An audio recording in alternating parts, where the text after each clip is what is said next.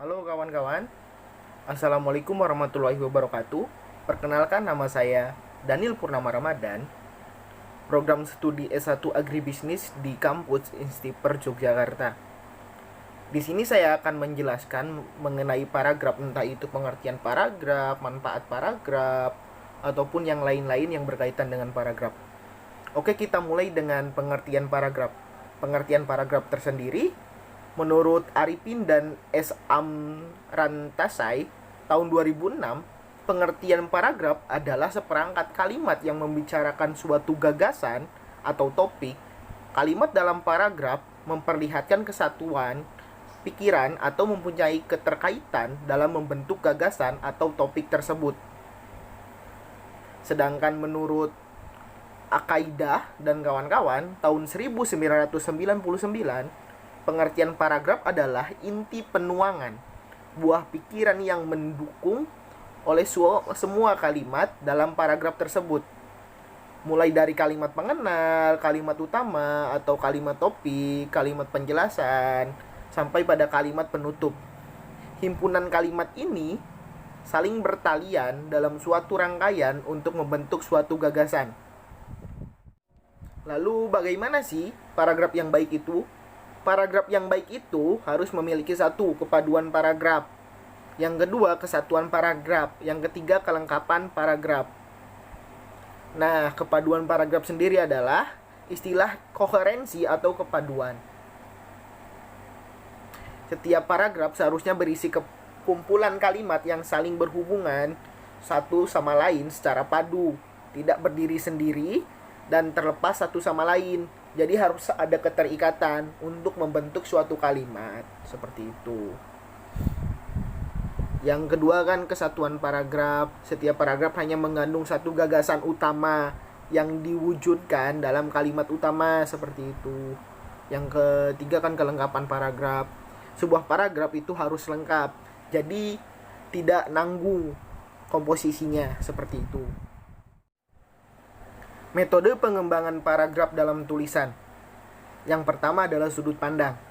Untuk memperkaya sebuah uraian atau berita, kita dapat menguraikan hasil penyerapan panca indera kita. Sudut pandang akan memeriksa seseorang, sebuah ruangan, suasana, sebuah benda, ataupun perasaan misalnya. Terus yang kedua adalah contohnya, sebuah gagasan bisa menjadi jelas jika diperkuat dengan beberapa contoh atau ilustrasi seperti itu. Yang ketiga adalah klimaks atau anti klimaks. Paragraf diawali dengan gagasan bawahan yang tidak terlalu penting, diikuti oleh kalimat-kalimat yang berangsur meningkat kepentingannya seperti itu. Terus yang keempat, paragraf sendiri harus memiliki definisi luas.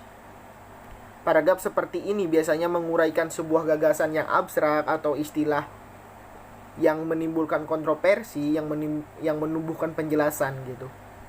Yang kelima adalah klasifikasi.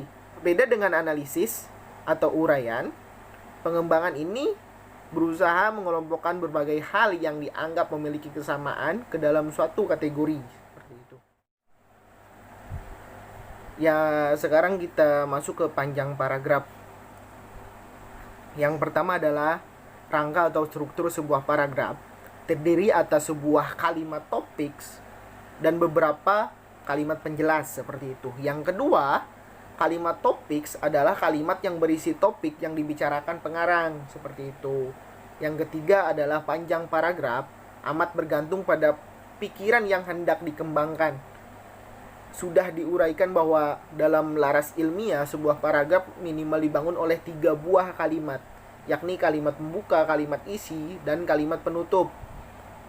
Ataupun kita sering menyebutnya sebagai kalimat peralihan seperti itu. Oke, sekarang kita masuk ke manfaat paragraf. Paragraf sendiri memiliki beberapa manfaat di dalam suatu tulisan atau karangan. Adapun manfaat paragraf adalah sebagai berikut. Yang pertama, mengekspresikan gagasan. Maksudnya, paragraf dapat memberikan suatu gagasan atau perasaan melalui rangkaian kalimat yang disusun sehingga menjadi atau membentuk suatu kesatuan ide pokok seperti itu. Yang kedua, menandai peralihan gagasan baru. Maksudnya, setiap tulisan atau karangan yang terdiri dari beberapa paragraf dan di dalamnya setiap paragraf tersebut terdapat gagasan yang berbeda namun masih berhubungan dengan ide pokok. Yang ketiga, memudahkan menulis dan membaca.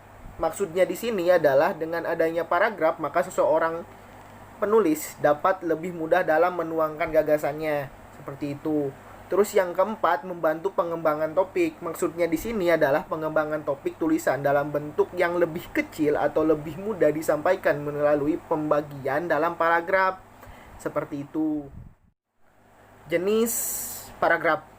Kita bisa menghafalkannya dengan kata depan. DEPAN. D adalah deskripsi, E adalah eksposisi, P adalah persuasi, A adalah argumen, N adalah narasi. Yang pertama adalah deskripsi. Paragraf deskripsi ialah paragraf yang menjelaskan kepada pembaca mengenai suatu hal seperti objek, gagasan, tempat, atau peristiwa melalui perincian dan detail hal tersebut. Yang kedua adalah paragraf eksposisi, yaitu paragraf yang merupakan karangan yang menyajikan sejumlah pengetahuan atau informasi. Seperti itu. Ciri-ciri paragraf eksposisi adalah yang satu adalah memaparkan definisi seperti pengertian misalnya, yang kedua memaparkan langkah-langkah, yang ketiga dari awal sampai akhir berupa pemaparan, yang keempat bersifat tidak mempengaruhi, yang kelima disertai bukti, data, contoh ataupun gambar. Seperti itu. Lalu langkah menyusun paragraf eksposisi. Yang pertama adalah menentukan topik atau tema, yang kedua adalah menetapkan tujuan, yang ketiga adalah mengumpulkan data dari berbagai sumber, yang keempat adalah menyusun kerangka karangan sesuai dengan topik yang dipilih, yang kelima adalah mengembangkan kerangka menjadi karangan eksposisi. Seperti itu. Yang ketiga adalah persuasi. Paragraf persuasi merupakan paragraf yang mengandung ajakan atau bujukan kepada pembaca supaya melakukan atau mengikuti apa yang ditulis dalam paragraf tersebut. Ciri-ciri paragraf persuasi adalah satu, sering memakai alasan-alasan yang kuat diikuti dengan data, fakta yang mendukung untuk mengajak misalnya. Yang kedua adalah berupa untuk meyakinkan pembaca agar melakukan atau percaya yang ditulis oleh penulis. Yang ketiga adalah banyak memakai kata-kata ajakan seperti ayo, mari, lakukan, dan lain-lain sebagainya. Yang keempat adalah argumentasi. Paragraf argumentasi adalah paragraf yang Paragraf argumentasi adalah paragraf yang mengemukakan pendapat, argumen, berserta alasannya. Ciri-ciri paragraf argumentasi adalah berisi satu, pendapat penulis tentang suatu fenomena, yang kedua pendapat disertai alasan logis dan fakta, yang ketiga memiliki data faktual yang mendukung pendapatan penulis gitu. Yang keempat adalah fenomena dijabarkan dengan cara menganalisa dan memberikan analogi. Yang kelima adalah narasi. Ini adalah paragraf narasi. Paragraf narasi sendiri adalah paragraf yang menceritakan suatu peristiwa atau kejadian dalam karangan, atau paragraf narasi terdapat alur cerita, tokoh, setting, dan konflik.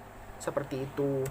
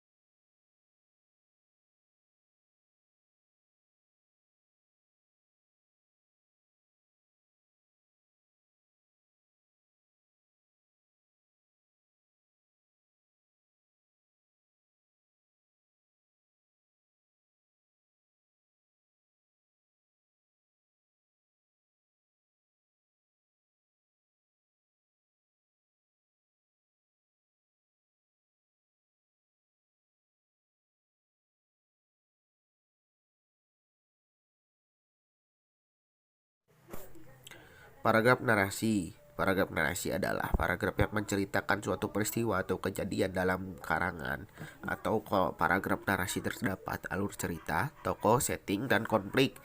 Paragraf naratif tidak memiliki kalimat utama. Paragraf narasi ialah karangan ataupun cerita yang menyajikan suatu peristiwa atau kejadian, serta bagaimana peristiwa itu berlangsung berdasarkan urutan waktu. Ciri-ciri paragraf narasi sendiri adalah berupa cerita tentang peristiwa atau pengalaman penulis. Terus paragraf narasi menonjolkan unsur pembuatan atau tindakan.